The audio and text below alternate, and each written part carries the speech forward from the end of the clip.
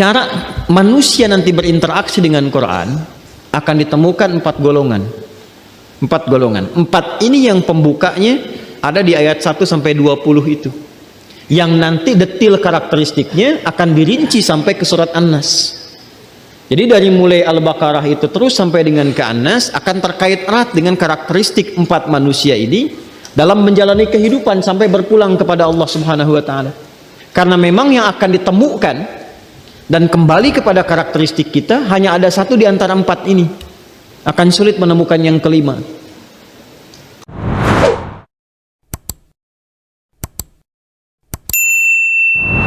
Pertemuan yang lampau memberikan kesan umum tentang 2 makna utama. Pertama, seperti tuntas diuraikan tadi menjelang Isya, bahwa Allah Subhanahu wa taala memberikan isyarat yang kuat tentang fungsi Al-Quran sebagai pedoman berkehidupan. Untuk itu, cara kita berinteraksi dengan Al-Quran tidak dibatasi hanya sebatas pada aspek bacaan dan hafalan. Karena bacaan dan hafalan itu sesungguhnya wasilah untuk memudahkan kita membawa Al-Quran supaya digunakan sebagai landasan berkehidupan. Bisa menghafal bagus, supaya tidak terlalu kita kesulitan mengakses saat kita membutuhkannya. Jadi idealnya ketika ada tuntutan untuk mendapati itu, ayatnya muncul membimbing kita. Idealnya begitu. Mata mau memandang misalnya, itu idealnya manusia Qurani yang menambatkan jiwanya dan perilakunya pada Quran. Ketika dia memandang, ayatnya otomatis muncul. Qul lil mu'minina yaghuddu min absarihim wa qul lil mu'minati yaghuddna min absarihinna. Katakan pada insan-insan beriman bahwa yang dipandang itu yang baik-baik begini. Ketika yang tidak baik muncul, palingkan. Itu bukan sekedar berpaling, tapi ayatnya hadir membimbing. Lisan juga begitu, ketika akan bertutur idealnya ayatnya memberikan bimbingan. Karena itu orang-orang yang dekat dengan Al-Quran, ahli Quran, sekalipun baru dia memulai dengan membaca sebagai pintu gerbang untuk memahaminya, maka yang terjadi pada dirinya adalah perubahan perilaku. Ini yang dimaksudkan di Quran surah 35 Fatir di ayat ke-32. Thumma awrathnal kitaba alladhina istafayna min ibadina faminhum zalimun li nafsi wa minhum muqtasid wa minhum sabiqun bil khairati biiznillah. Jadi idealnya orang yang berinteraksi dengan Quran itu sekalipun baru sampai di gerbang pembukanya, karena membaca itu untuk memahami isi. Untuk apa kita membaca berita? Supaya tahu isi beritanya, ya kan? Untuk apa kita membaca Al-Quran? Bukan sekedar lancar baca, tapi supaya kita memahami isi Al-Quran itu dengan bisa membaca, tahu isinya. Tapi untuk membedakan bacaan biasa dengan firman Allah, setiap baca Al-Quran ada pahalanya. Baca Al-Quran tidak ada pahala. Baca Al-Quran ada pahalanya. Itu yang membedakan. Tapi sekali lagi, bacaan itu gerbang untuk mengantarkan kepada pemahaman. Hafalan adalah pondasi untuk memudahkan akses terhadap Quran ketika dibutuhkan. Begitu cara memahaminya. Nah, yang nanti menguatkan kita menjadi pedoman berinteraksi itu pengkajian. Sehingga para ulama banyak mengkodifikasikan, mengumpulkan, mencatat, membukukan penjelasan-penjelasan dari Nabi Shallallahu Alaihi Wasallam yang kelak diviralkan, diriwayatkan oleh para sahabat. Maka muncullah apa yang disebut kitab-kitab tafsir itu. Nah, kitab tafsir itu adalah rumusan kurikulum kehidupan, penjelasannya di situ. Dan itu mencakup umum. Hati-hati, orang Arab pun butuh itu. Makanya tafsir-tafsir berbahasa Arab tuh. Ya? Coba tafsir Ibnu Katsir bahasanya apa? Arab. Ruhul Ma'aninya Al-Alusi bahasanya apa? Arab. Ibnu Jarir At-Tabari nulis tafsir bahasa apa? Arab. Jadi untuk menurunkan kurikulum kehidupan semuanya butuh, termasuk juga orang Arab kah? Orang Asia kah, Afrika kah, Amerika kah, sepanjang bernama manusia pasti butuh Quran, pasti butuh Al-Quran. Nah karena itu cara manusia nanti berinteraksi dengan Quran akan ditemukan 4 golongan. 4 golongan. 4 ini yang pembukanya ada di ayat 1 sampai 20 itu.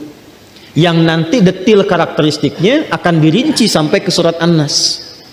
Jadi dari mulai Al-Baqarah itu terus sampai dengan ke An-Nas akan terkait erat dengan karakteristik 4 manusia ini dalam menjalani kehidupan sampai berpulang kepada Allah Subhanahu wa taala. Karena memang yang akan ditemukan dan kembali kepada karakteristik kita hanya ada satu di antara 4 ini. Akan sulit menemukan yang kelima. Nah, yang pertama, bismillah. Jadi saya tuliskan dulu ya, dari 2 bagian yang sangat penting yang didapatkan dari pesan tadi ayat 1 sampai 20. Pertama, sebagai pedoman berkehidupan. Pedoman berkehidupan.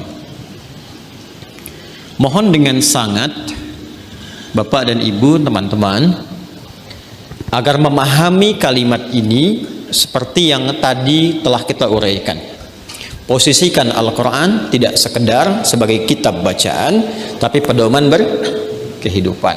Al-Quran firman siapa? Allah, gitu kan? Allah pencipta kita kan? Allah pencipta segalanya kan? Allah maha tahu, maha mengetahui, maha menguasai.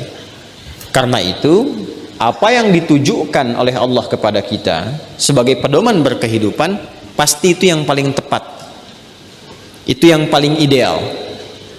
Karena Allah yang mencipta kita, tahu tentang kita, maka semua apa yang Allah terangkan, jelaskan, bimbingkan kepada kita, itu yang paling ideal untuk kita dalam menjadikannya sebagai pedoman berkehidupan. Karena itulah nanti ditegaskan di Al-Quran surah ke-17 di ayat ke-9, Al-Isra ayat 9 ya, paling kanan di agak ke atas di mushaf standar. Inna hadzal Qur'ana yahdi lillati hiya aqwam wa yubashshirul mu'minina alladhina ya'maluna as-salihati anna lahum ajran kabira. Bukan hasanah, kabira. Hasanah di surah Al-Kahf. Fokus, pakai taukid tuh. Inna hadzal Qur'ana, inna harfu nasbin wa taukidin tansibul isma wa tarfa'ul khabara mabniyun 'alal fathi la mahalla lahu minal i'rabi. Paham? Tidak. Baik. Inna itu huruf yang berfungsi untuk menguatkan informasi yang disampaikan, menjadikan kalimat setelah inna itu fathah kalau mufrad, kasrah kalau bentuknya jama'. Jelas? Khususnya untuk jama' muannas salim. Inna kita belajar dari segi pondasi bahasanya dulu ya.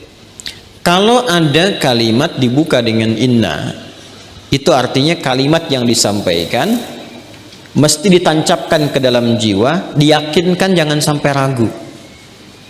Karena itu nasab bukan hanya menjadikan harakat menjadi fathah terbuka, bukan hanya demikian batasannya, tapi lebih dari itu memberikan kesan nasabah itu menancapkan sesuatu supaya tidak goyah. Di orang Arab itu mengatakan begini, nasabar rajulu asahu alal ardi.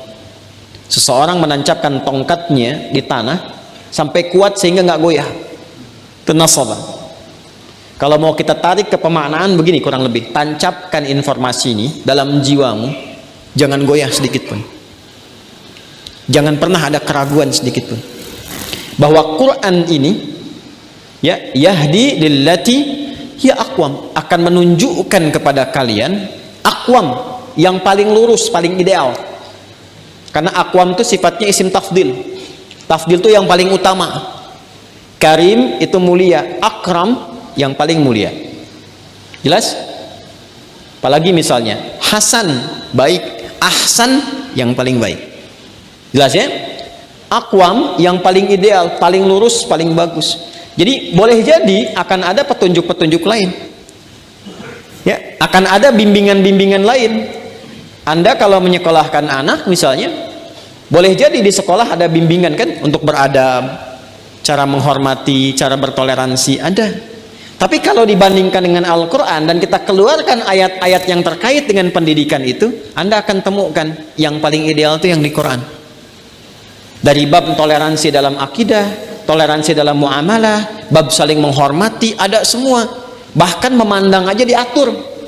Buku pelajaran adab mana, moral mana yang mengatur tentang cara pandang. Di Quran itu memandang aja diatur.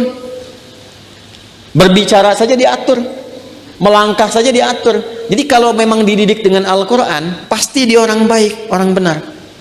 Karena itu sering saya katakan, kalaupun ada yang menghafal Quran, belajar Quran sampai khatam tapi tidak merubah perilakunya, pasti ada yang salah dengan cara belajarnya.